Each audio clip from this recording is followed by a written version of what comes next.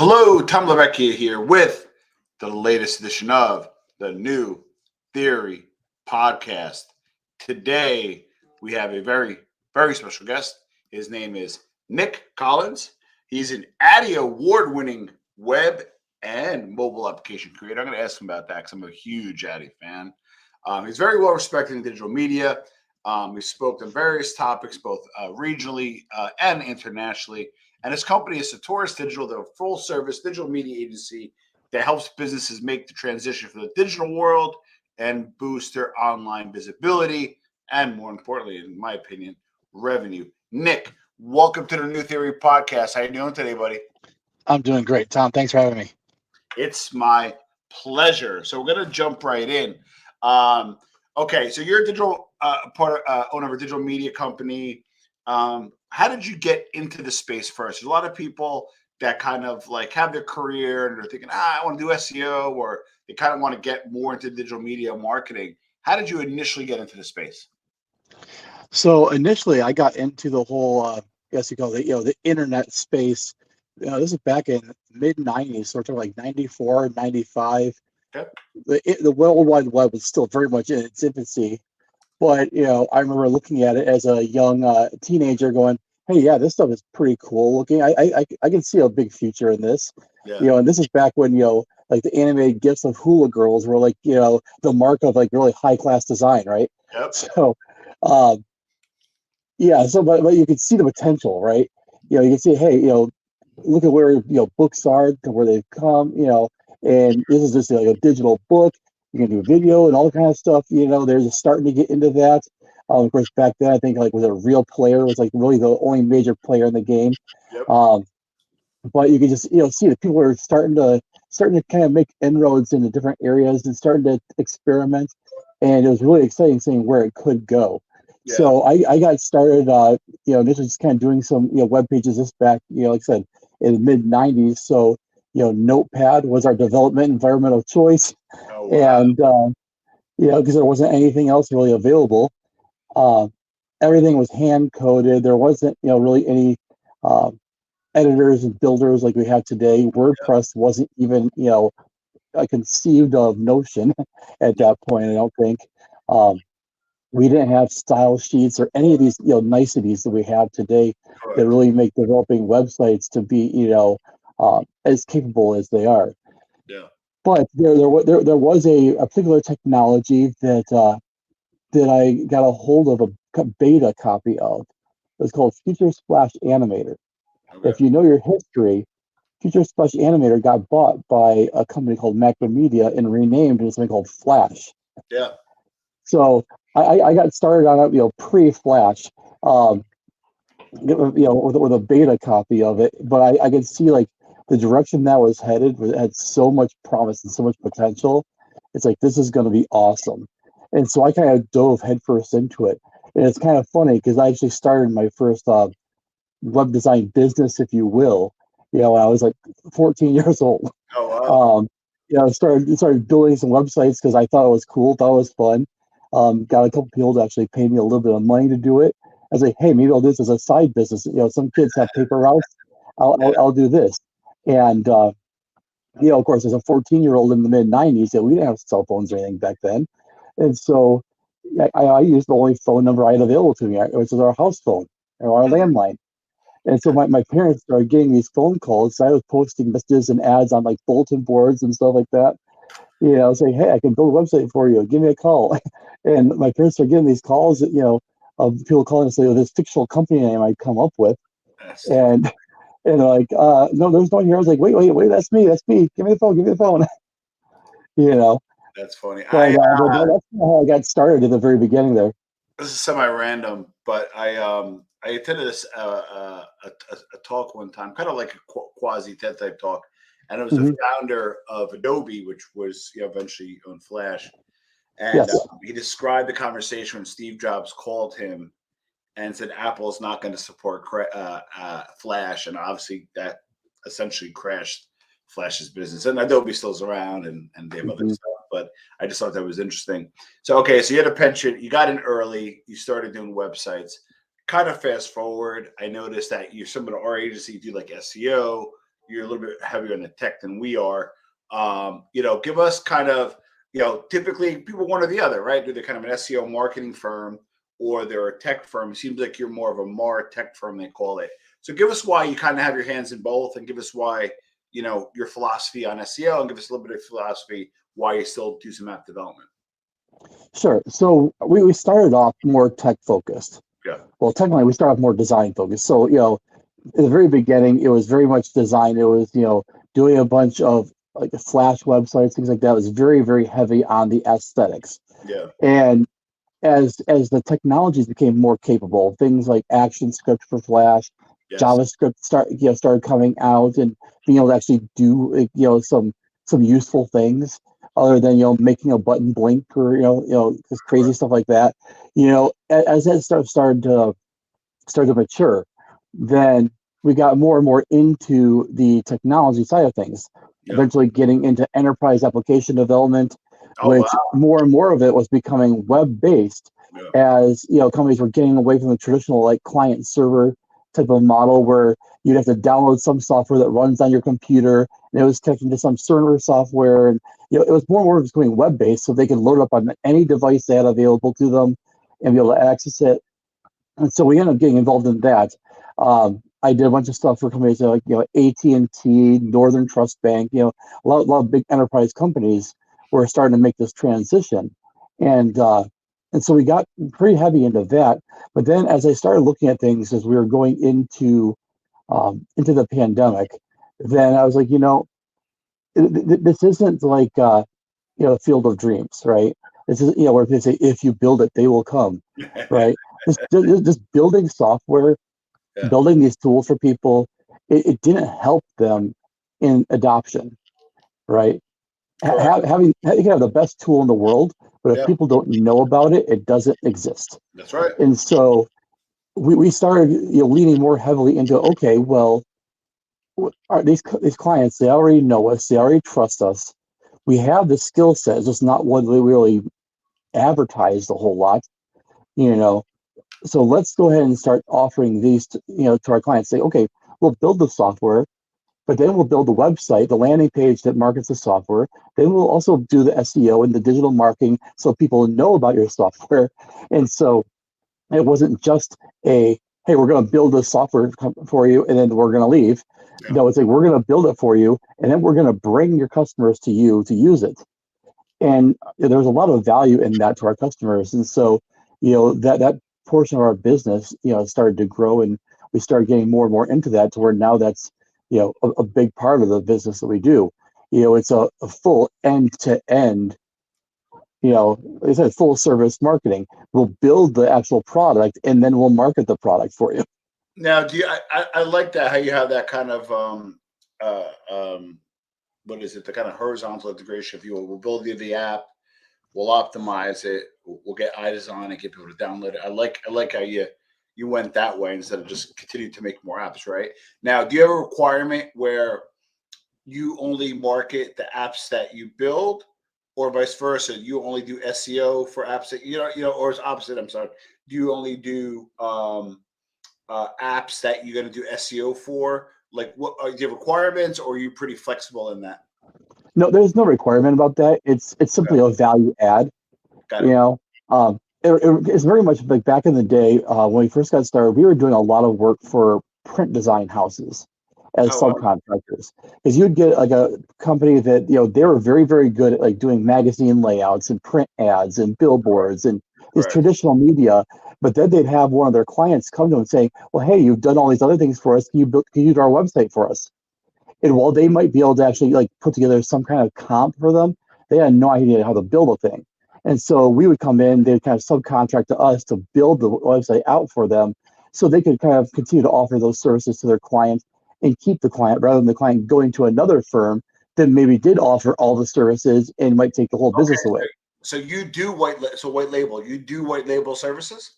We do, yes. Interesting. And so, we did a lot of that for print companies, early on. And now, we don't necessarily compete with the print companies.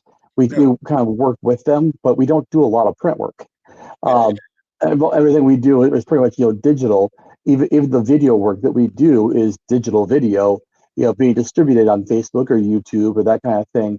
And so, we really don't do a lot with the physical medium. Although those capabilities are certainly there. It's just, we don't have a big market for it in our business. Okay. Now, I'd like to talk some details if it's okay, because I'm listening as a fellow agency owner and I'm hearing we have tech. So whether you have an app, guy who writes in Swift, you might have a separate, kind of Android, Samsung guy. So you need like developers, right? Now you're like, wow, we're going to do SEO. So I'm assuming you have copywriters. You may need an SEO specialist, maybe a social media specialist. How did you scale, right? Give me like kind of some of the key components. How did you scale? And of what you're comfortable sharing, what did you insource or what did you outsource for your team? Sure. So when I first started scaling, so back up a little bit, like most entrepreneurs, when I first started, it was just me, Yeah. right? And like most entrepreneurs, I overworked myself because I was trying to keep control of everything, and delegating was not my strong suit. Yeah. It's hard to hand over your baby to somebody you don't know, right? Yep. Even if you're hiring somebody, you don't really know them, so it's hard to trust them with your baby. So I had a really tough time with that, but I reached a point where I had a bit of a health crisis that resulted from that, and it kind of forced me to have to start looking outward. Wow. Okay. I was like, okay, well, how can I do this? Because business was still very much, feast or famine. Yeah. It's like you would come in and you get, 4 or 5 big projects, and then that would last for 5, 6 months, and then they would fizzle out, and it would be 3, 4 months before you got the next wave of them. Correct. So it's like, okay, well, it's really hard to hire somebody on full time where you're responsible for their livelihood, for their family, etc. When your income is like this, right?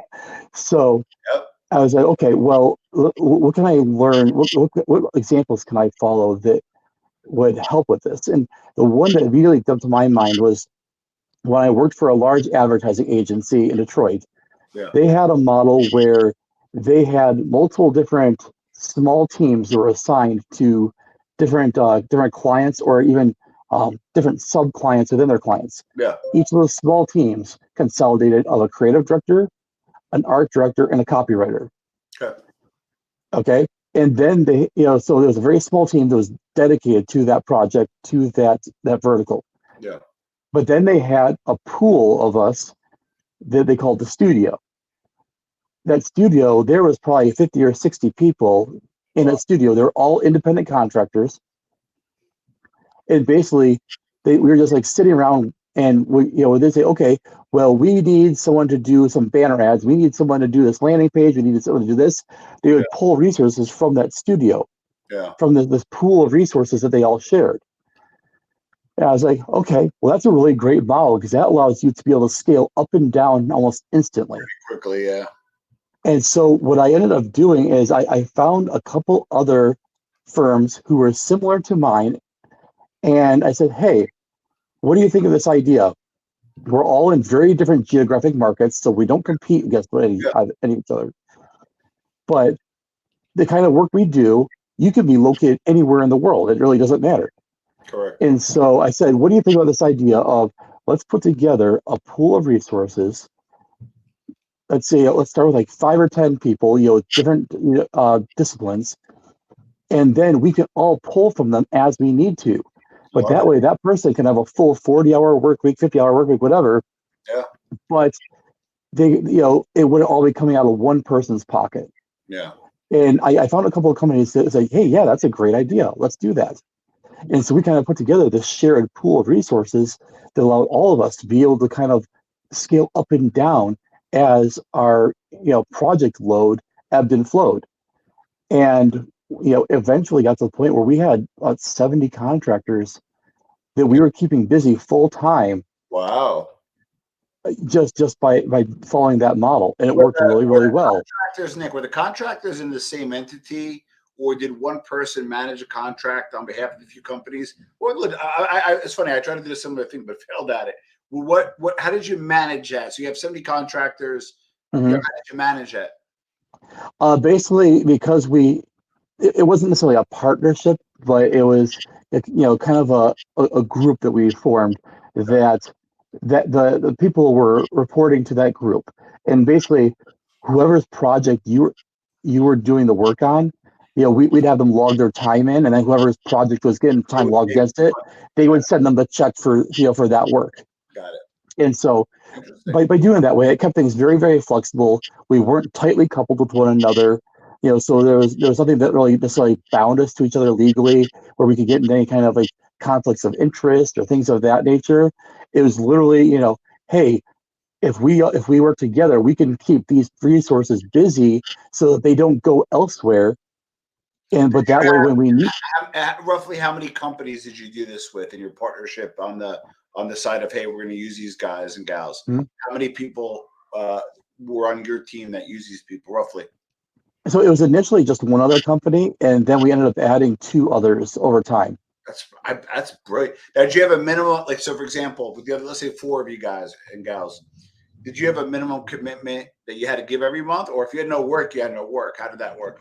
No, there was no minimum commitment. It was that if you had no work, you had no work. And the whole idea behind the concept was that it allowed instant scalability either up or down. Because in our business, you all know that you Yeah. can get contracts and contracts get canceled. Yep. And so and unfortunately, we saw a lot of that, especially going into that as the pandemic started. A lot of us had huge contracts, lots of billable hours are all set up, and then it all went away virtually overnight. Yeah. As companies got shut down, as their income streams were cut off. So the model ended up serving us well. And of course, we felt bad for those contractors when all of a sudden it's like none of us had any work for them, or at least not even enough to keep them busy full time. And unfortunately, that kind of consortium ended up dissolving over the course of the pandemic just because of the nature of how things were. But for 8 years, that concept was working really, really well for us. No, but allowed you again. So like people watching, I don't know whether you scaled already and you're like, wow, that's brilliant. I should have did that, or people that are trying to scale, or people that failed at scaling. Scaling is not easy, right? And over those 8 years, right, whether protected margin or you didn't overwaste money, that helped you gain your money, be more, company be more prosperous over 8 years by having more money in the bank. And you as an entrepreneur know, not more money in the bank just means, well, I can get another Maserati or this, that. No, you got to feed your money back into the business, especially when you're more tech. You might have different designers you need, different technology and resources. So I love that aspect.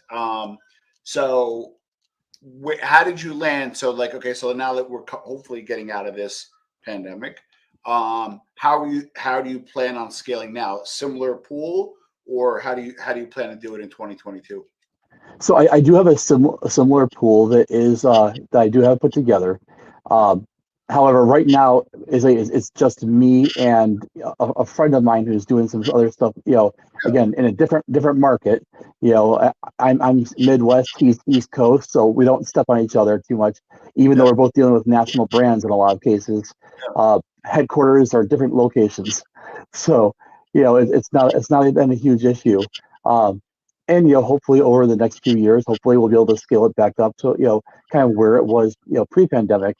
But nice. one of the other advantages to that model, and especially on the tech side of things, is it took away a lot of the fear about taking on a big project, right? So give you an idea. This was back in 2015, I think, 2014, 2015. I ended up having one of my clients I've been doing work call me in saying, hey, we've got a project here. We're a little concerned about whether you're able to take it on. Are you confident you could do a project this size? It was going to be like a 4-year project, ended up being a multi-7-figure project just for that one project. But they were like, hey, this is going to be a lot of work. Do you have the capabilities? By having that pool that I already knew was already readily available, I was Yeah. able to say, yeah, no problem, with complete confidence, right? Wow. So there was no worry about, oh, gee, am I going to be able to find the resources? Am I going to be able to find people with the right skill set? And Yeah. am I going to be able to scale it quickly enough? Because this project starts in like a month. Am I going to be able to do this? There was none of that because I already had the resources ready and available. It was literally, okay, sign the contract, go pick up the phone call, say, hey, okay, I need you, right?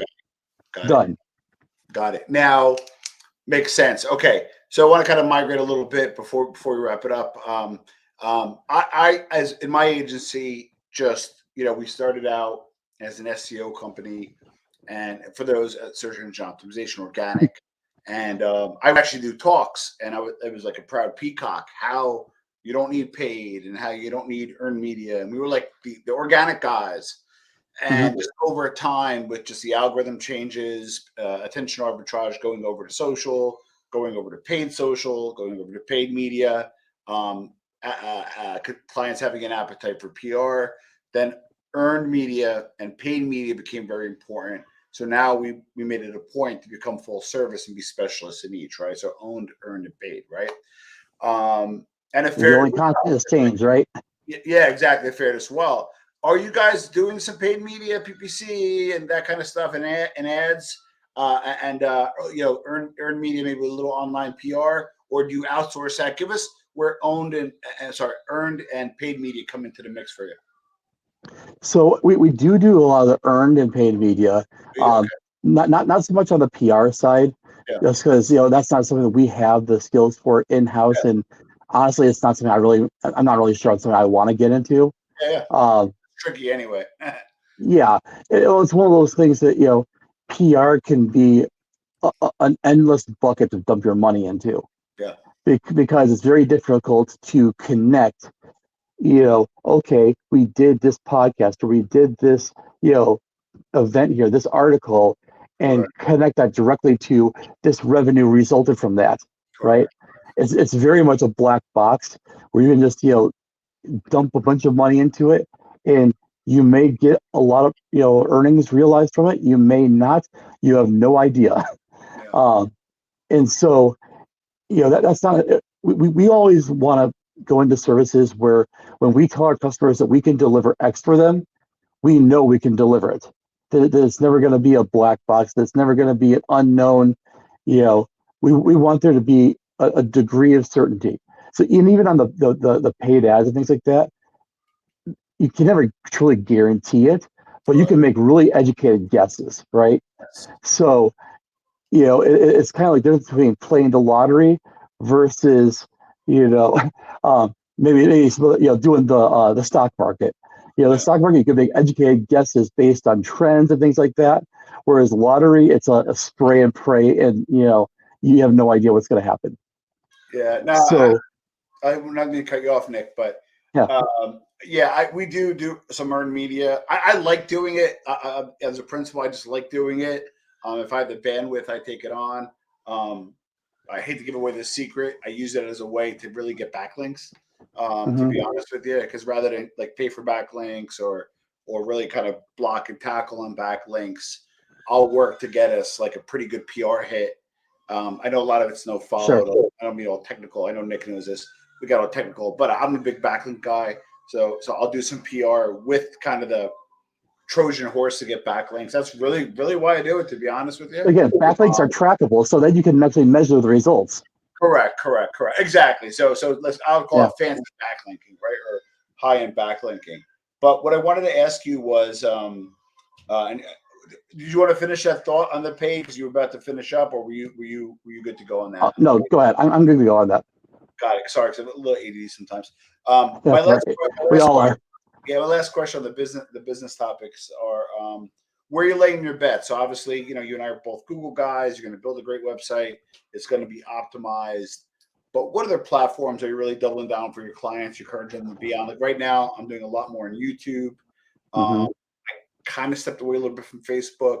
For me personally, I'm pretty big on YouTube and TikTok. A little bit of IG Reels. Stepping away from not using as much LinkedIn and not using much Facebook. Where are you kind of placing your bets for your customers right now?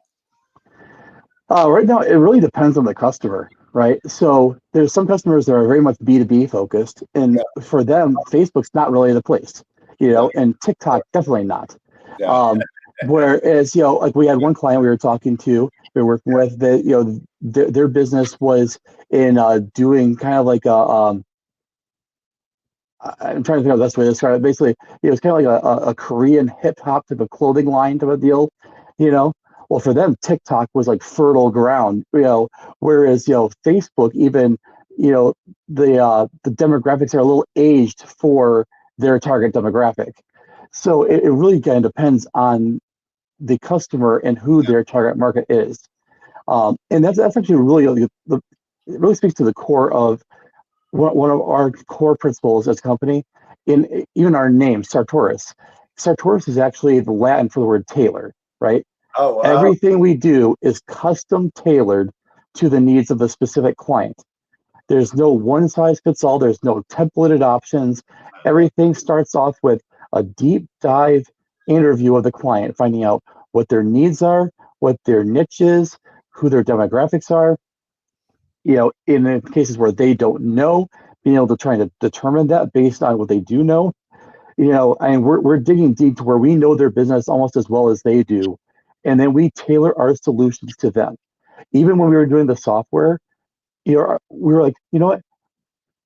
Having software that gets purchased, and I saw this countless times working in consulting, you get this big company that would buy this $10 million, $50 million software package. Like Siebel and SAP were two of the biggest offenders in my book. Yep. They get some VP to buy their product, this huge investment. And then that VP would go to the IT folks, would go to the business folks, say, hey, we just bought this, figure out how we can use it to make things better. And so they end up retooling their entire business. They end up bending over backwards with their entire business to fit this software package they bought. Yep. I remember. And I'm just like, that is completely backwards. Yep. And so, you know what? I think we can do better. I'm going to start a company and we're going to go the other way around. We're going to look at your business. We're going to learn your business, and then we'll build the software to fit your business in the way that you work. We'll build the software to enhance the strengths and the uniqueness of your business rather than forcing you to change your business to fit the software and then be just like everybody else who's using that software. I love it. You know what, Nick? You're refreshing because I once attended an SEO conference once, my first one, and at the time we're boutique. We don't have a lot of clients. We're on the boutique side. We like to be quality over quantity, ideally, and we lost our first client. And I have a sales background, so like this, even as an agency owner or even a salesperson or both, you lose a client, it's like a big deal, right? And I was really down. Yeah. And I was really upset. And they're kind of the water cooler talk between. I think we went to one of those conversion conferences where we're doing on-site optimization and conversion optimization, and a bunch of guys sitting around and like they're kind of laughing at me. Oh, you lost your first client. You don't know the secret. What secret? A guy pulls me aside. He's like, SEO. Here's a game. You have 6 months to do your job, and he's like, the whole goal is to add more clients than you lose. I'm like, really? He's like, yeah. If you know you're gonna lose one, just add 2 more on and wash, rinse, and repeat. And it bothered me to this day. That's why I bring it up. I'm like, no, that's not how I want to operate. Now you're going to lose. I think the churn rate for SEO clients is like 20% per year. PR clients that actually higher, so you're smart for not being in PR. I think it's closer to 30, 40%. And I always say SEO is the only thing you get fired for doing your job, right? Because what happens is you get them to the top, they start making money, and then they think it's them, and then they leave, and then it goes down. And then they come back and it's too late. So it's harder to get you back than it is to get initial, as you know that. So Nick, this was great. I'm gonna put your link to Sartorius below. I'll give you the final parting words. Feel free to share what you want to share, and how can we find you for those listening on iTunes and stuff. Sure. So you can find us at Sartorius Digital. That's Sartoris. For those of you who don't speak Latin. So that's a great place to start. You can contact us. We got, like everybody else, we got a form on there where it makes it really easy to reach out to us. Let us know what you're interested in and how we can help. But if you're looking for somebody who is going to really learn your business and tailor their solutions to you, then we're the people to help you. I love it, Nick. I really appreciate you being on, and thank you for being on the New Theory podcast.